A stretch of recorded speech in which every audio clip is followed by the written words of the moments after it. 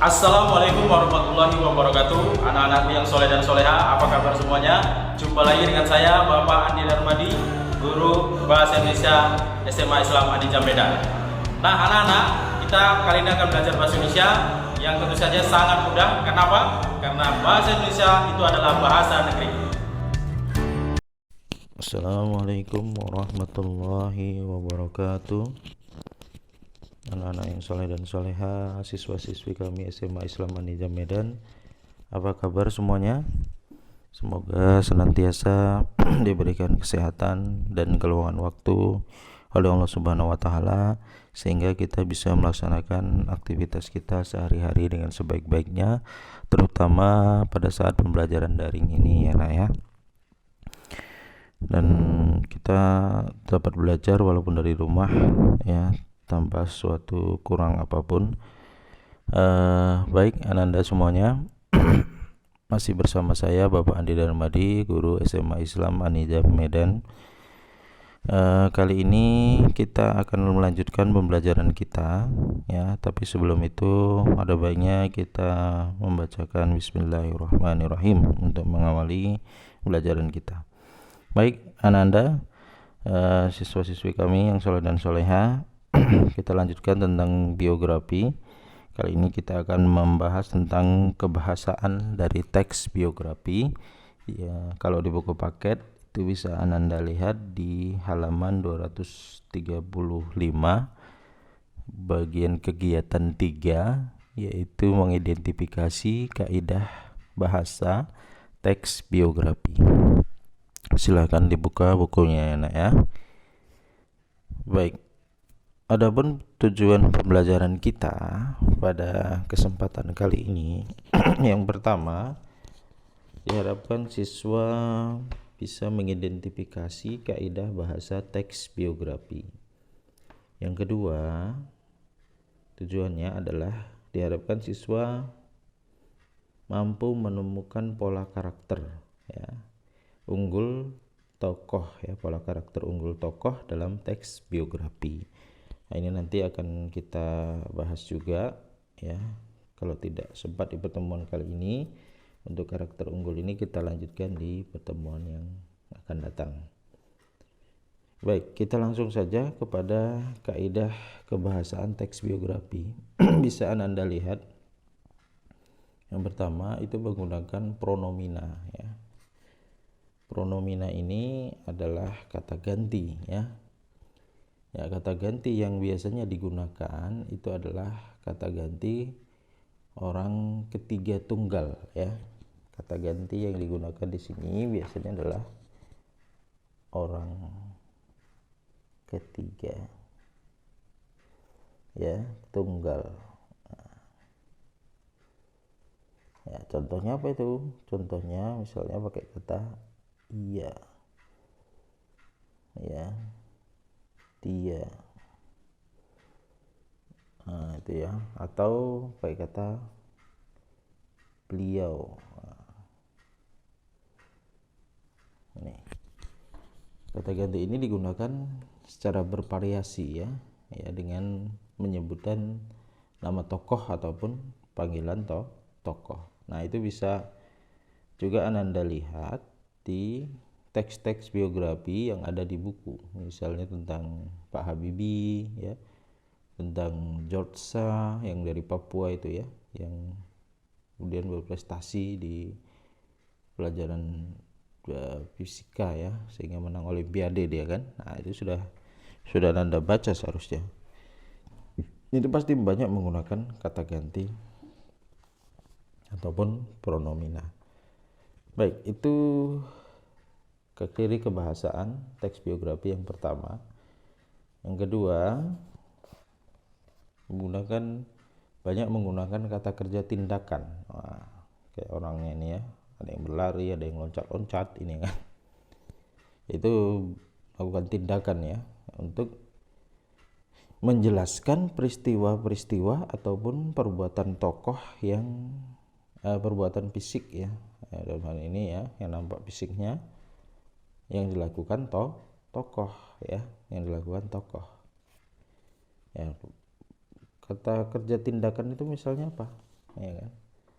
Ya contohnya ya, kayak ini ya, ada yang berjalan ya, berjalan, nah, seperti yang di slide, berlari ya, melompat-lompat itu ya kan. Atau Anda semuanya sekarang lagi belajar. Nah, ini adalah kata kerja tindakan. Itu pasti banyak digunakan dalam teks biografi. Berikutnya ada penggunaan adjektif ya, atau kata adjektiva. Ya, adjektiva ya, adjektiva. Ini saya pakai ini ya, pakai P ya, adjektiva. Nah, banyak menggunakan kata adjektif untuk memberikan informasi secara rinci tentang sifat-sifat tokoh ya. Kalau kita nanti belajar karakter unggul tokoh, nah, nanti kita akan belajar sifat-sifat tokoh juga. Nah, contoh katanya ya, misalnya ya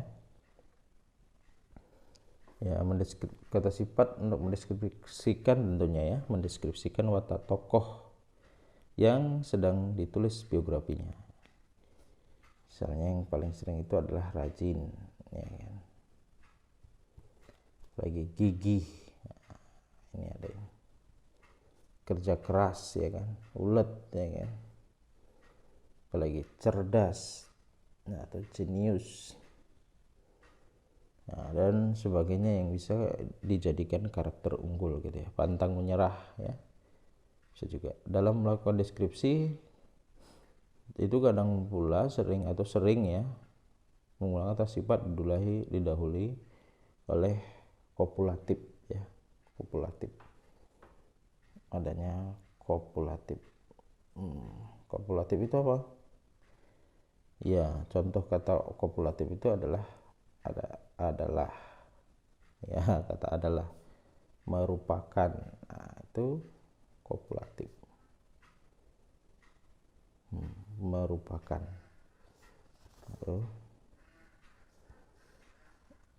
Baik, itu misalnya kalau kita lihat contohnya ya kan ya, misalnya Pak Habibie adalah seorang pribadi yang ulet ya, yang cerdas, nah, pakai kata adalah dia kan. Nah, itu dia. Iya, ini kenapa ini powerpointnya, sabar ya nak ya, orang sabar disayang Tuhan ya.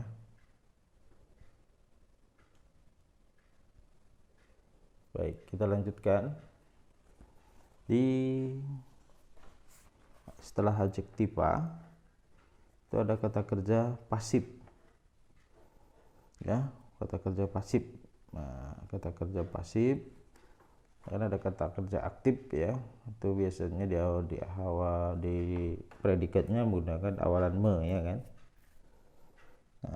Nah, kata kerja pasif ini adalah untuk menjelaskan peristiwa yang dialami tokoh sebagai subjek yang diceritakan tentunya ya, sebagai subjek yang diceritakan. Nah, bagaimana dengan kata kerja aktif? Ada kata kerja aktif nanti dipelajari, tapi pasif ini biasanya banyak juga ya. Kata kerja pasif bisa ya, kata kerja pasif adalah biasanya predikatnya itu diawali dengan awalan di atau ter.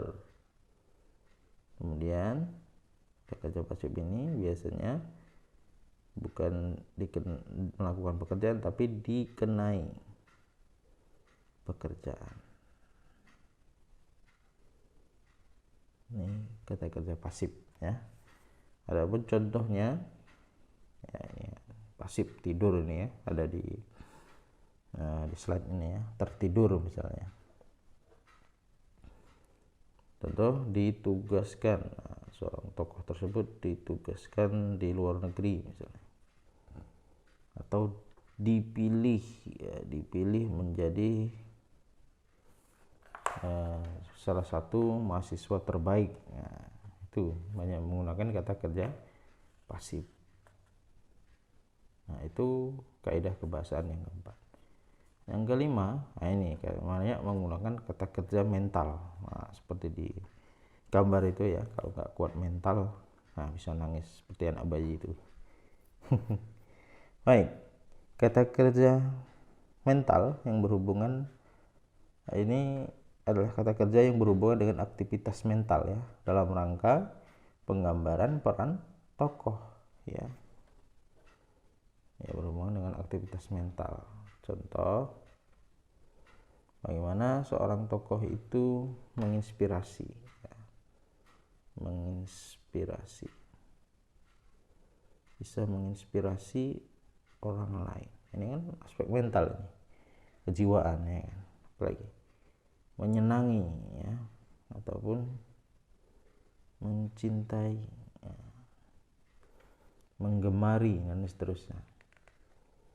Ini berkaitan dengan kata kerja mental ya, aspek kejiwaan seseorang.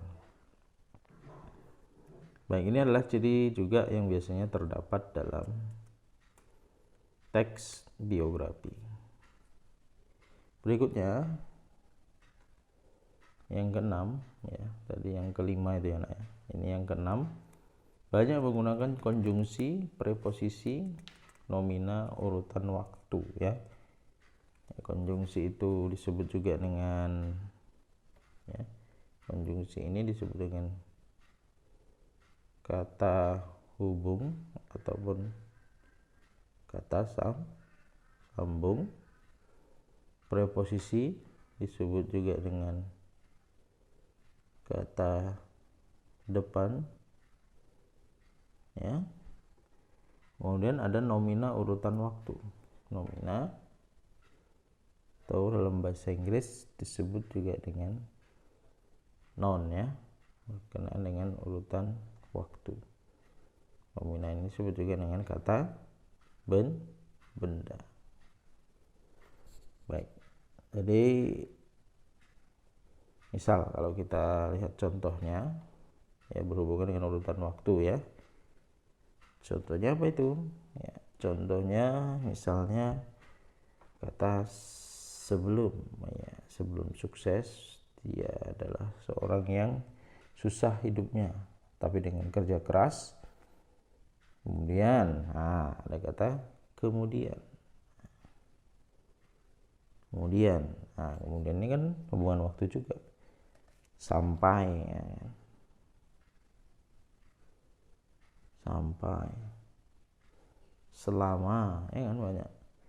Saat ini, saat itu, hingga, sudah, pada saat, banyak, dan lain-lain ya kan, dan lain-lain dan sebagainya. Itulah contoh dari kaidah bahasa teks biografi yang berkaitan dengan konjungsi, preposisi, dan nomina yang berkenaan urutan dengan waktu. Baik, anak-anak yang soleh dan soleha, ya demikian saja pembahasan kita tentang kaidah yang terdapat pada teks biografi. Ya, untuk lebih jelasnya tentu Ananda bisa membacanya di buku di halaman 235 yang sudah Bapak katakan tadi. Dan kalau masih ada pertanyaan, ada yang kurang jelas, silahkan kita diskusikan di grup WA. Kita lanjutkan di grup WA kita ya nak ya. Baik, anak-anak soleh dan soleha, demikian pembahasan kita pada kali ini. Ya, tetap semangat dan selalu jaga kesehatan. SMA Islam Aninjam, unggul, cerdas, Islami. Assalamualaikum warahmatullahi wabarakatuh. Alhamdulillah anak-anak, demikian pembelajaran kita pada hari ini. Sampai ketemu lagi pada video pembelajaran yang berikutnya. Jangan lupa like, comment, and share. SMA Islam Aninjam, unggul, cerdas, Islami. Assalamualaikum warahmatullahi